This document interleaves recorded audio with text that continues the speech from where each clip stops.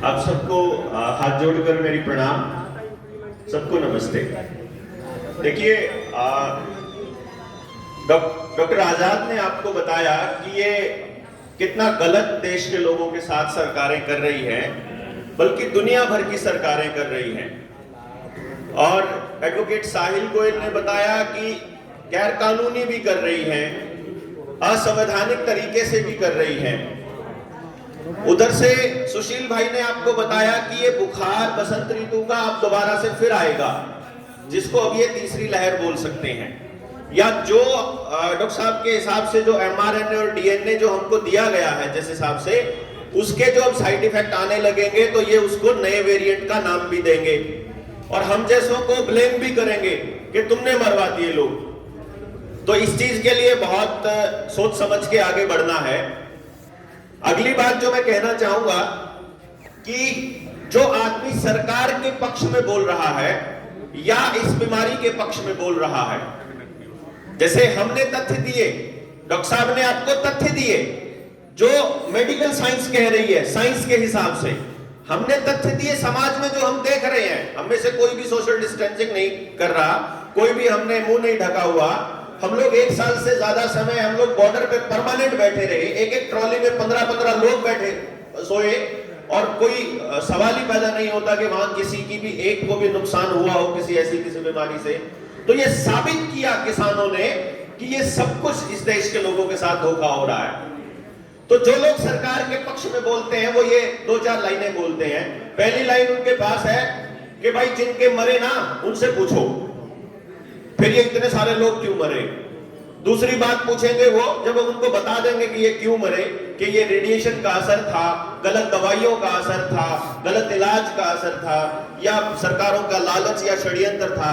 जब ये बता चुके होंगे तो उसके बाद उनका अगला सवाल होता है कि नहीं यार, भारत में ही थोड़ी ना, ये तो पूरी दुनिया में चल रहा है। जब इस तरह की बात बता देंगे कि ये क्या षड्यंत्र है, फिर वो उनके पास कुछ नहीं बचता है बोलने को, और लास्ट में वो यही कहते हैं भाई चलो बात तो तेरी भी ठीक है पर कुछ ना कुछ तो है।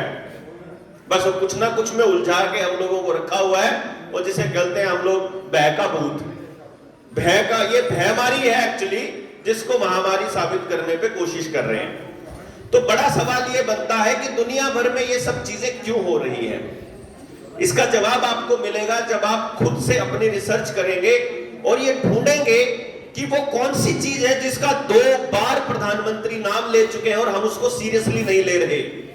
भाई ये हो सकता है कि हम देश के प्रधानमंत्री जो नरेंद्र मोदी इस टाइम बैठे हुए हैं, ये हो सकता है कि हम उसको झूठा आदमी मान चुके हैं और उसकी बातों को सीरियसली नहीं लेते हैं। लेकिन इस पिछले 7 साल के कार्यकाल में एक चीज उन्होंने सच बोली है कि इस दौर के बाद पूरी दुनिया में न्यू वर्ल्ड ऑर्डर आ रहा है और वो आकर रहेगा। ये बात उन्होंने एक बार लाल किले की प्राचीर से बोली है और एक बार संसद में बोली है। उन्होंने कहा है उसमें भारत का रोल बहुत बड़ा होगा।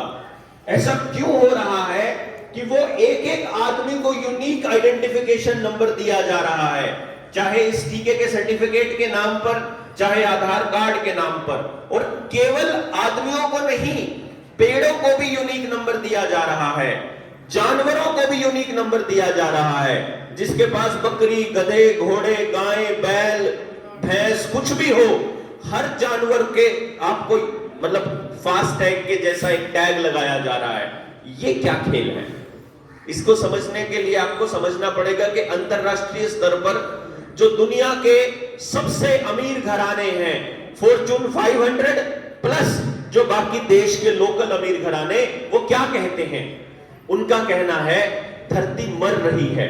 उनका कहना है एनवायरनमेंट प्रदूषित हो रहा है, पानी भी खराब हो रहा है, हवा भी खराब हो रही है, सब कुछ खराब हो रहा है।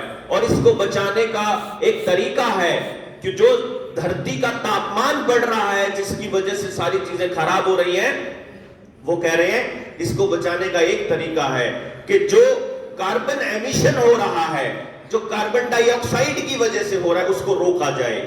और कार्बन डाइऑक्साइड समाज में कैसे आ रही है दुनिया में? उसके 2 ही तरीके हैं कि जानवरों और इंसानों के सांस छोड़ने की वजह से आ रही है। तो आप लोगों के मुंह बंद करवा दिए कि अपनी कार्बन डाइऑक्साइड को बाहर मत छोड़ो, अपनी वापस ही ले जाओ। उसके बाद आपके साथ क्या होता है क्या नहीं होता है ये आप जानो, उनको कोई मतलब नहीं है। उनके पास कोई रिसर्च नहीं है कि इससे कुछ रुकता है। वो डॉक्टर आजाद आपको बहुत पहले स्पष्ट कर चुके हैं। मतलब NEJM तक में ये छप चुका है कि भाई कोई फायदा नहीं है मुंह ढकने का, किसी बीमारी को नहीं रोकता कोई भी मुंह ढकना। बट फिर भी अब वो ये कहते हैं कि आपकी जमीनें भी हमको चाहिए, आपके संसाधन भी हमको चाहिए, आपका पानी पे भी हमारा अधिकार होगा, आपके डंगरों पे भी हमारा अधिकार होगा, आपके खाने पर भी हमारा अधिकार होगा, क्योंकि आपको पैसा हम दे रहे हैं। आप देखिए आपके हेल्थ सेक्टर में पैसा कहां से आ रहा है, वर्ल्ड बैंक दे रहा है। आपके एजुकेशन में SSA का पैसा कहां से आ रहा है, वर्ल्ड बैंक दे रहा है। आपको और दूसरे कामों के लिए पैसा कहां से आ रहा है, यूनाइटेड नेशंस के थ्रू बाकी के संस्थानों से आ रहा है। और आज के टाइम में यूनाइटेड नेशंस को कौन कंट्रोल कर रहा है, वही फॉर्च्यून 500 के मालिक जिनको कहते हैं, जिसको आजकल उसका नाम नया आया हुआ है वर्ल्ड इकोनॉमिक फोरम, जिसने यूनाइटेड नेशंस का एजेंडा 21 जिसको आजकल एजेंडा 2030 बोलते हैं उसको टेक ओवर कर लिया है, जिसका मकसद है देश और दुनिया के हर संसाधन के ऊपर हमारा कब्जा।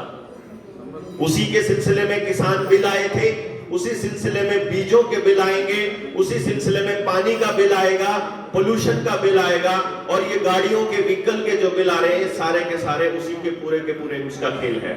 जिस तरह से आपकी खेती की नस्लें बर्बाद कर दी, खेती के बीज अब आपके बांझ हो चुके हैं, खेती का बीज अब दोबारा तो आप नहीं बो सकते ना, वो बाजार से लाना पड़ता है।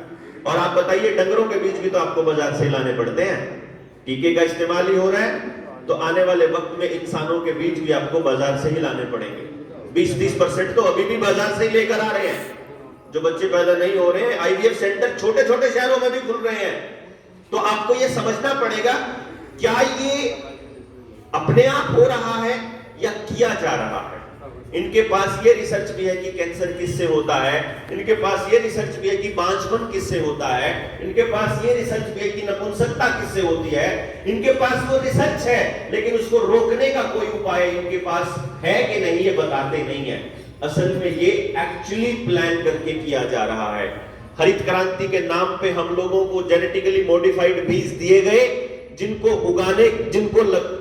उगाते टाइम आपको पेस्टिसाइड और इंसेक्टिसाइड और जो DAP खाद यूरिया दिया गया, उसकी वजह से ऐसी हालत है कि जो दो प्रदेश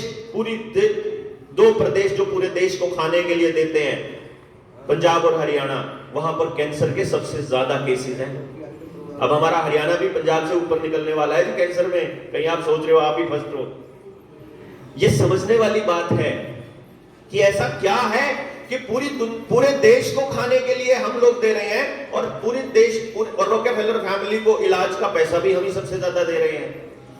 ये जो फैमिलीज हैं, इन लोगों ने हमारे सारे बीज पेटेंट करा लिए। आने वाले वक्त में बीज का कानून आने वाला है कि किसान अगर ये साबित नहीं कर पाया कि उसने वो बीज कौन सी कंपनी से, कौन सी दुकान से खरीदा था, यानी वो अपना नहीं उगा पाएगा, उसको ये साबित करना पड़ेगा कि कहां से खरीदा, और अगर वो साबित नहीं कर पाया तो 3 साल की कैद है। पानी आपके जिस तरह से पुरानी टूटियां टूट करके नए टैप लगा रहे हैं, आपका पानी का कनेक्शन, गैस का कनेक्शन, ड्राइविंग लाइसेंस, बैंक, आपका ITR, आपकी जिंदगी से जुड़ी हुई हर सुविधा अभी आधार कार्ड के साथ जोड़ी गई है, और अब आने वाले टाइम में आपके इस टीके के सर्टिफिकेट के साथ जोड़ी जाएगी। ये मैं जो हो रहा है, जो हो चुका है, वो डॉक्टर आजाद से लेकर के साहिल भाई ने बताया आपको, जो होने वाला है वो मैं आपको अब बता रहा हूं, ताकि अगर आज आपको लगे कि ये आदमी झूठ बोल रहा है, तो आने वाले वक्त में जब 6 महीने बाद आपके साथ हो तो आपको यकीन हो जाए कि वो झूठ नहीं बोल रहा था।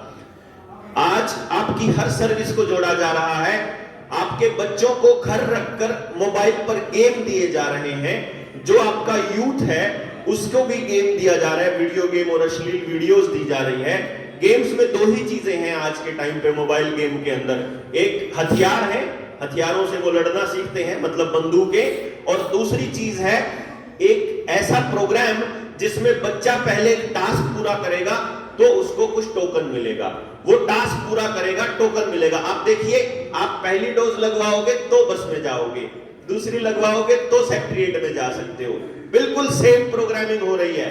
तो जो जनरेशन छोटी आपकी आ रही है, उसको पहले से ही तैयार माहौल कर रहे हैं वो आपके लिए। ये प्रोपेगेंडा इनका 1 साल 2 साल नहीं चलने वाला है।